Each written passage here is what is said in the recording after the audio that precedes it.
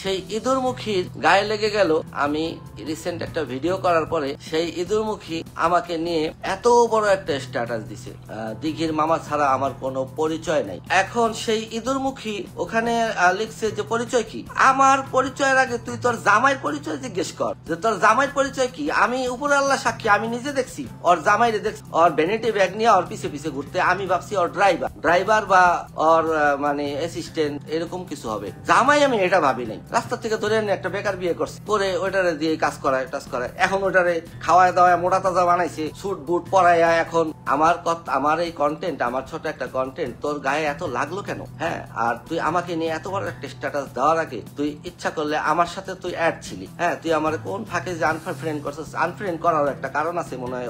ওর বাসায় কোনো একটা বার্থডে পার্টিতে আমাকে একজন একটু কেক খাওয়াই দিছিল নাকি, এটা আমি রিসেন্ট শুনলাম। সেটা নাকি ওর ভালো লাগে নাই, ওখানে ওর নাম নাকি কে বলছিল। তো তোর সব ভালো লাগতে হইব কেন? দুনিয়াটা তোর, দুনিয়ার সব মিডিয়ার সব তোর কথায় উঠতে বসতে হইব। তোর একটা মানুষ পছন্দ করে, তোর একটা মানুষ দেখতে পারে। তুই তো লাইভের কমেন্ট গুলি পড়স, দেখোস যে মানুষ তোরে কি কি বলে গালাগালি করে। মানে নিচতলা থেকে উপরতলা যত রকম ধরনের প্রোডাক্ট আছে সব কিছু বিক্রি করার ট্রাই করো। হ্যাঁ, তারপরে তুই প্রত্যেকের পাশার মধ্যে আঙ্গুল দিয়ে রাখো। তুই লিওনাপুর জামাই রে লেখছস, জামাই লিখে আবার লেখছস যে ম্যানেজার। তোর লজ্জা করে না যে তোর নিজের জামাই কি? আর তুই যে আরেকটা কথা আমাকে লিখছস যে কি আমি কুরুচিপূর্ণ ভিডিও করি। আমি যদি কুরুচিপূর্ণ ভিডিও করি তুই ভিডিও দেখোস কেন? আর আমি বেটা মানুষ, আমি কুরুচিপূর্ণ ভিডিও করলে আমার ফেসবুক কন্টেন্ট আমাকে অফ করে দিব। আর তুই যে একটা মেয়ে মানুষ হয়ে কুরুচিপূর্ণ পোশাক পরস, সবকিছু বের করে রাখোস, এদিক দিয়া এদিক দিয়া এদিক দিয়া। তুই তো একটা মা, তাই না? তোর লজ্জা করে না, শরম করে না এই ধরনের ড্রেস পরে, কুরুচিপূর্ণ ড্রেস পরে তুই পাবলিক প্লেসে এইভাবে ঘুরো? তোর কি ধারণা তোরে কি মানুষ খুব ভালো বলে? আর তোর এই বাউরা জামাই, তোর এই আকাইমা জামাই আবার প্রেস কনফারেন্সে বলে অপবিশ্বাস হতো খোলামেলা পোশাক পরে। আরে অপবিশ্বাস আর তোর বউ কি এক নাকি? অপবিশ্বাস হলো নায়িকারা চলচ্চিত্রের প্রয়োজনে, গল্পের প্রয়োজনে, পরিচালকের কথায় তারা যে কোনো ড্রেস, অনেক ধরনের ড্রেস তারা পরবে। তোর বউ কি তুই নায়িকা ভাবস? তোর বউ হলে 500 টাকার ডান্সার, সোজা 500 টাকার নাচতো আগে, সার্জারি মার্জারি করে। তাও চেহারাটা আগে ভালো ছিল, এটা এখন একদম এলিয়ানের মতো করে চুপ করছে। আর শরীর ফিগার পা থেকে মাথা পর্যন্ত তোর পুরাটাই সব নকল।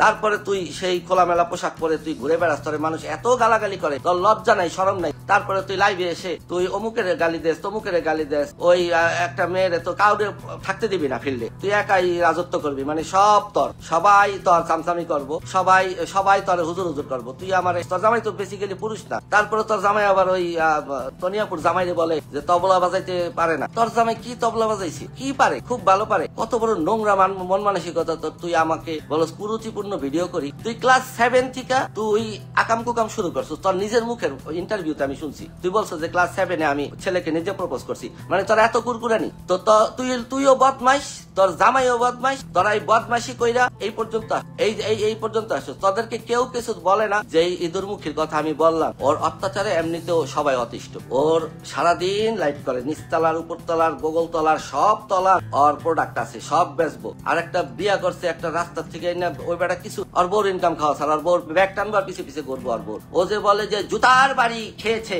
ও একটু জুতার বাড়ি খাক, এই 18 কোটি জনগণের জুতার বাড়ি খাক। একজন তোর হাত থেকে অ্যাওয়ার্ড নিবে না, কারণ সে জানে তুই 500 টাকার ডান্সার। তুই কোত্থেকে উঠে আসছস, তোর আসলিয়াত জানে সে তোর হাত থেকে অ্যাওয়ার্ড নেওয়ার মতো তার রুচি হয় নাই। এটা তোর জন্য জুতার বাড়ি। তুই উল্টা লিখলি যে জুতার বাড়ি খেয়েছে, রিভেঞ্জ অফ নেচার। এই রিভেঞ্জ অফ নেচার মানে কি? মানে প্রকৃতির প্রতিশোধ। প্রকৃতি তোর হয়ে ওনার প্রতিশোধ নিব। প্রকৃতি তোর, প্রকৃতির মালিক তুই, প্রকৃতির প্রতিশোধ তোর হয়েছে। তুই এখন চতুর্দিক থেকে জুতার বাড়ি খাইতেছিস, চতুর্দিক থেকে। মানুষ তোরে কমেন্টে যেমন বকতেছে, মানুষ তোরে নিয়ে ভিডিও বানায় 2 দিন পর পর। ছেড়ে দে, মানুষের আঙ্গুল দেওয়া ছেড়ে দে। তুই অল ইন অল হওয়ার মতো তোর যোগ্যতা কি? তোর তো কোনো যোগ্যতা নাই, তোর তো আসল কিছু নাই। সব তোরে আমি, তোর আগের চেহারা তো আমি দেখছি, হয়তো তো আগে অনেকে তোরে দেখে না, আমি তোরে দেখছি তোর কি চেহারা। তারপরে আল্লাহর দান তোর, কিন্তু তোর নিজের চেহারা তোর পছন্দ না।